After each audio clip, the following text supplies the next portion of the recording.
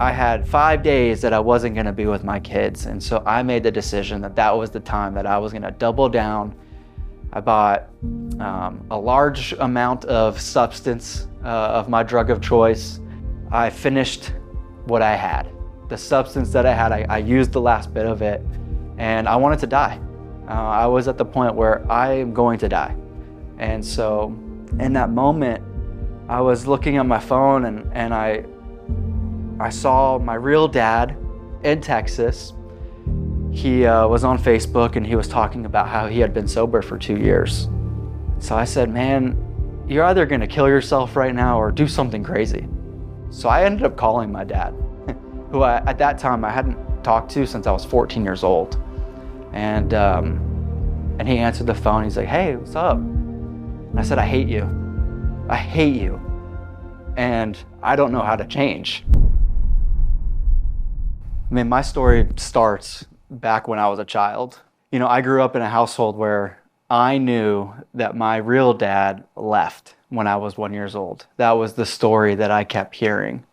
And I kept hearing about how my dad chose drugs and alcohol over me.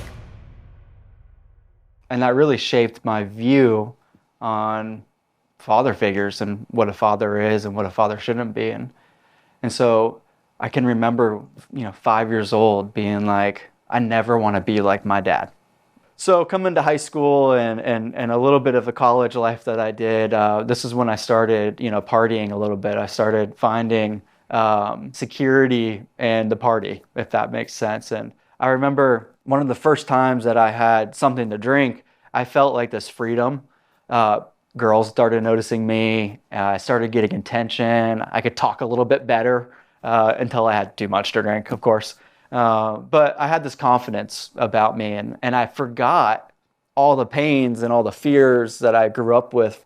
I went on a cruise, I met somebody, and I found out that she's pregnant.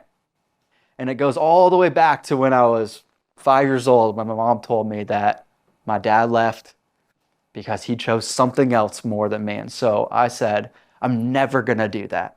Never gonna do that. I'm never gonna leave my children because he did it. And so I stuck around in this relationship of this person, and we ended up having another kid. And during this entire time, it's like a blur to me because I was just in deep sadness. I had I had two amazing children now with this person, and I lost myself, because I was pursuing this belief that I don't want to be like my dad. And in all that sadness, I went even heavier into drugs and alcohol and the party on the weekends, and I started missing work, and I started making poor choices. And there was this deep sadness in me, like, man, I'm being just like my dad. I'm choosing drugs and alcohol, and I'm although I'm physically around my kids, I'm not really there. In my pursuit of trying to find happiness and trying to make money, during this time, I ended up meeting somebody in 2019. She was awesome. Great with my kids. Man, I really just poured my energy into her, and she became my resource of happiness, if you will. And so I really invested a lot of time, energy, and effort into that. But I also was investing a lot of time, energy, and efforts into my habits on the weekend. And so after about 2 years being with this person that I desperately wanted to marry, she left me, for good reason. I had 5 days that I wasn't going to be with my kids. And so I made the decision that that was the time that I was going to double down. I bought a large amount of substance of my drug of choice. Funny enough, it sounds interesting and it sounds funny, but I went and hid out at my grandma's house. They were out of town. They have a big house and they have a big liquor cabinet.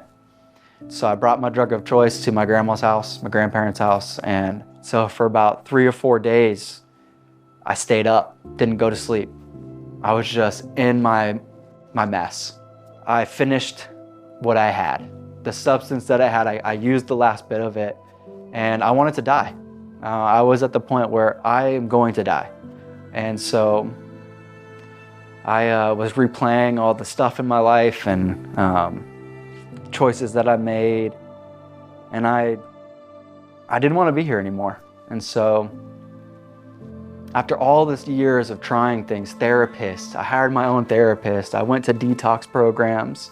I was doing all the things I thought I was supposed to do. I bought a house at 21. I bought a truck. I'm doing all these things that I thought I was supposed to do in life. No one held my finances. I owned my finances, and none of that mattered. At the end of the day, I got to this point where I wanted to die. And so I remember in that moment, I was looking at my phone and I saw my real dad in Texas. He was on Facebook and he was talking about how he had been sober for 2 years. I'm like, what does that even mean? How does that work? And so I said, man, you're either going to kill yourself right now or do something crazy. So I ended up calling my dad, who at that time I hadn't talked to since I was 14 years old. And he answered the phone. He's like, hey, what's up? And I said, I hate you. I hate you. And I don't know how to change. And he said, you know what? I'll fly to Florida. And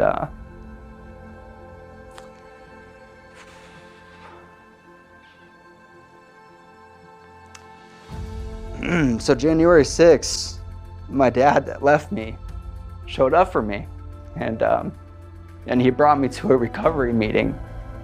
And January 6th of 2021, my life changed, and I took a leap, and I said, I don't want the old life anymore. I don't want to chase that disease. And that was the day I got sober, and I've been sober and clean ever since. And as we are sitting here today, I'm 3.5 years clean and sober, and man, my life is different. And what I learned really quickly in a recovery program is that the things that I might think of that might be the solution to my problems were never the solution. And it wasn't until I committed to a spiritual solution in my life that everything changed. The day that I said, God, I give this to you, the obsession and the thought and the fears around the drinking and the losing my children and the wanting to die all vanished. And it was an incredible time in my life. And it's interesting how God works. He let me make a lot of money, meet the woman of my dreams, have 2 beautiful children, to get to a point where I lost it all, almost lost my kids too. Because I didn't have those things, I was able to focus on a spiritual solution in my life. And I was recognizing that through all the pains and my dad leaving and the money going and the heartbreak and the drugs and the alcohol and the chasing that I was doing, that he was always there. And so that started a different view of my life. I started reading the Bible. I gained this new confidence in life. I knew that I didn't want to be the dad that I thought I was supposed to be. I wanted to be the dad that I needed to be for my kids. And I realized that I was looking at life all wrong. I was looking at my business all wrong, that I was looking at my purpose all wrong. And I realized in that moment that I'm not destined to go do something else that's greater, that I'm destined to be greater in what I'm doing. So back in 2017, I decided to start a little side business. And at that time, I had my daughter, and my daughter's name is MCKINLEY. And so I thought it was fitting that I named this little side company after my daughter. In 2021 of August, when everything changed, my purpose and my vision and my calling in life had changed. The name meant something different for me in that moment. And that was hope. And that was some restoration in life. And the company that I have happens to be a company that makes restoration in homes. We change people's homes. And as we have grown as a business over the last few years, we've really honed in on servicing windows and doors for replacements in people's homes, replacing the old and putting in the new, the story of my life, for people's roofs. Damaged roofs, leaking roofs, Those roofs that were put there for protection are now failing. And we get to come in and serve these people and replace roofs. Always thinking about what is the best solution for the homeowner. That when we go into people's homes, I want to impact their lives in such a way that they're just calling us to see how we're doing, and we're calling them to see how they're doing in their personal lives. And not because of the product that we stuck in or the roofs that we changed.